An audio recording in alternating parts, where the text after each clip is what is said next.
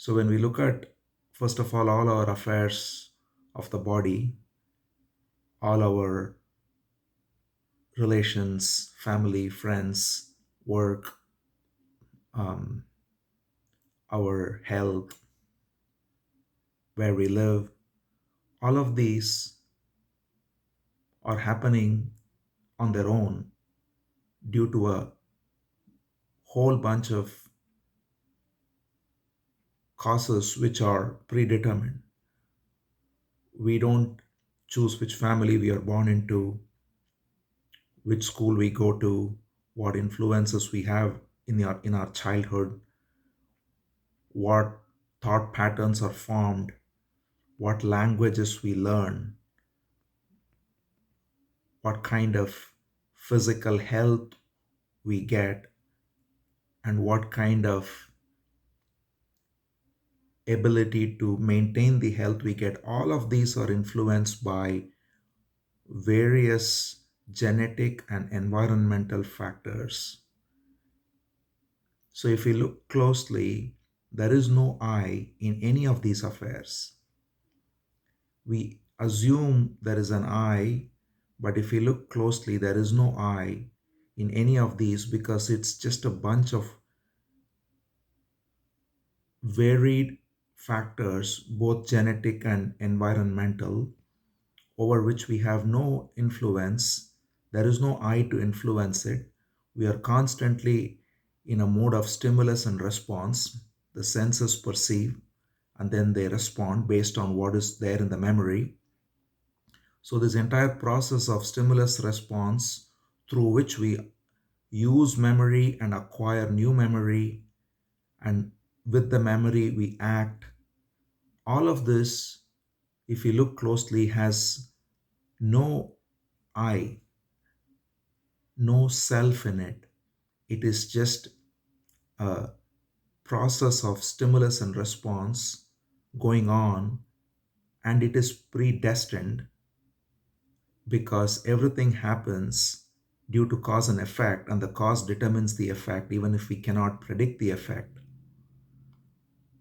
So, that is with all the bodily affairs, there is no I in that.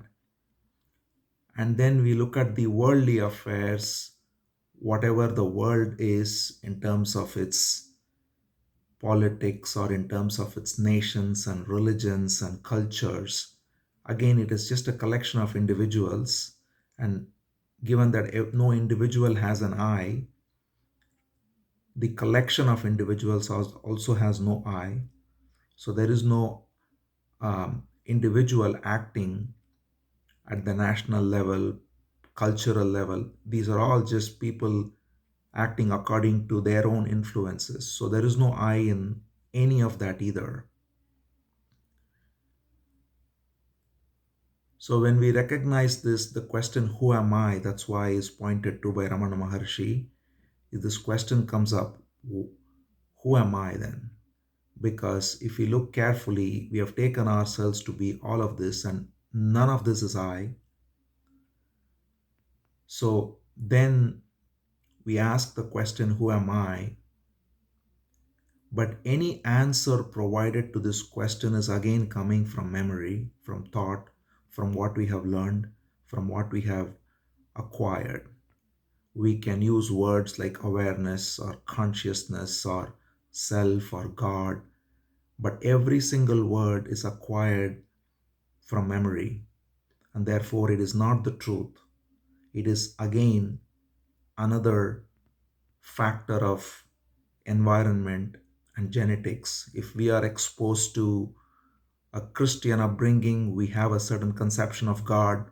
If we are exposed to a Hindu upbringing, we have a certain conception of God, so on and so forth. So, again, even the question of who is God or who am I, there is no positive answer that can be given which is true, because every positive answer is coming from memory. So, when we see that the very question, who am I, which stops all the other thought movements, is itself a silly question, because there is no answer to this question. then what remains is just silence. So the example given by Ramana Maharshi is that when you light a funeral pyre, you use one stick to burn all the sticks, but that stick is also a stick and it's going to have to burn. And that is the question, who am I? So if we keep on holding to even that question, we are not letting go of the last vestige of our false individuality or self. So when we drop that question, then what remains cannot be captured in words. So all of this is even captured in the Gita beautifully. The verse in third chapter, 27th verse, Krishna says, Ahankara vimudhatma karta ahamiti manyate. So first he says, Prakrute kriyamanani gunai karmani sarvashaha. What it means is nature does all actions through its three modes. There is no individual doer. Nature acts. Our body is part of nature. Thoughts are part of nature. Memory is part of nature. Culture is part of the movement of nature. Everything we can perceive is part of nature. So Krishna says that's why nature, through its three modes, does all actions. Then the next line is Ahankara Vimudhatma, the ignorant, because of a false ego, Karta Ahamiti Manyate. He thinks I am the doer. This is the essence of the entire teaching, summarized by Krishna too.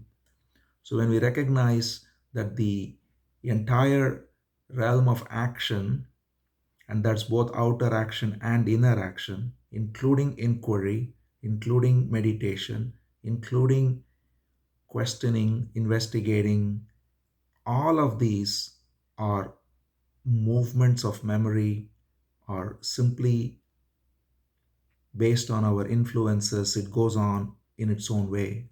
So to recognize that there is no I, either in the outer or in the inner, and therefore everything happens on its own, what remains is the silence. And this is the meditation, if we can use the word meditation, because there is no one meditating, then there is only silence. And in that silence, whatever rises and falls on its own, it has nothing to do with us. It happens on its own. We don't have to control it.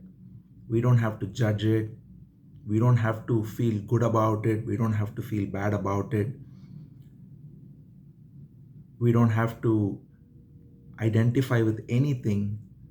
All kinds of thoughts may rise, emotions may rise. Nothing has got anything to do with the real, true I, which can never be captured by words. These are just movements of memory, like a show in a movie that keeps on going. And to try to understand it, to try to control it, to try to inquire into it, or even to try to realize our true nature, which is another endeavor of the seeker, all of these have nothing to do with us. So the true nature of our true being is shining always. It doesn't need to be realized. It doesn't need to be held on to. It doesn't need to be abided as. We have all these expressions that come up as a matter of speaking, but every single expression has its trap, because it indicates a sense of doing, that I have to realize the self. I have to abide as consciousness. I have to remember that I am consciousness, or I have to be with my true being. Every single movement is actually a movement of thought.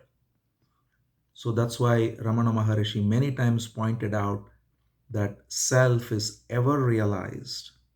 There is nothing to realize. The only thing to do is to negate the non self. And when we negate all that rises as not I, what remains without even the letter I is our true nature. So he says in Tamil, Nan என்று வாயால் நவிலாது. So it says, don't even say the letter I, but simply negate all that is not I. And what remains can never be touched by us. If we say anything about it, it is only a pointer, and pointers are useful, like even these words, or even the words of Ramana Maharshi, the words of Gita, they are all only pointers. They are not the truth. So even those words have to be held very loosely because they can become a golden chain otherwise. We come out of a steel chain and get into a golden chain.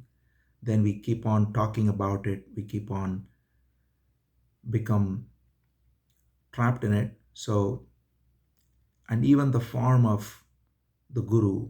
So there is a verse I read on in Ramana Padamalai where it's written beautifully that we cannot know the form of the guru until we know our true form.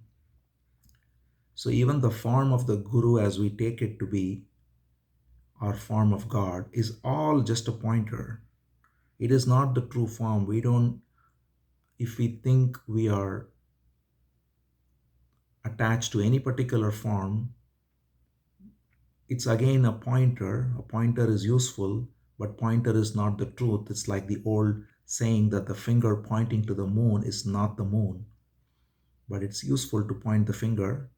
So to that extent, we can use a form or a teaching or any of this, but the ultimate purpose of all this is to recognize that everything is simply happening on its own, including these pointers. These pointers are a function of grace that comes from great beings, and they also happen on their own as it's meant to, and the right time at the right people are drawn to this teaching. It all happens on its own, but the true self, the true being, consciousness is not something that is to be remembered or recognized. So, this is why the other question that always comes is why, how can I hold on to it? I see this, but how can I hold on to it? But if we see that that question is again coming from the false I, because the one who wants to hold on to it is the ego. So, when we recognize that all this is just a movement of thought, then they fall in their right place. We don't have to try to figure anything out. We don't have to try to realize anything. We don't have to try to hold on to anything. We don't have to say that I have to be free of the ego. All of these expressions are only coming from the ego, which is false. So when we simply see that every single movement is happening on its own and there is no I in it, that's silence. So that's why Ramana Maharshi says silence is intense activity of the entire mind. Because when we are unconscious, a part of the mind goes into some interest in whatever activity we are interested in, and then some other part judges it, and then some other part feels good about it, feels bad about it. So the mind is divided constantly. But silence means there is no division. The whole mind is silent. So when we look at the activity of the mind and how it is unconsciously moving with different, identifying with different movements, and we are able to completely remain silent by not getting caught in these movements, then that intense activity of silence is ever present. It doesn't mean that we don't act outwardly, but there is a constant recognition that the actions are happening on their own, and there is no identification with the actions, with the thoughts, with the words, and any of that. And that is silence, and that silence is whole, undivided. And when that silence is whole and undivided, what remains is only the truth. We don't have to realize it, we don't have to hold on to it. It's shining on its own. So, our only endeavor is to negate the false by seeing the falsity of anything that rises and letting it go and simply be. That's what be still or Summa Iru in Tamil, as Ramana Maharshi and even before him, Tayumanavar, many others have said. In silence, everything is finished. Inquiry is finished because there is nobody left to inquire. Surrender is also finished because there is nobody even left to surrender. Things happen on their own. So, surrender is only a way of speaking because there is nobody left to surrender. All there is just the movement of whatever is destined to move. It's got nothing to do with us, our true nature. And our true nature simply remains as is.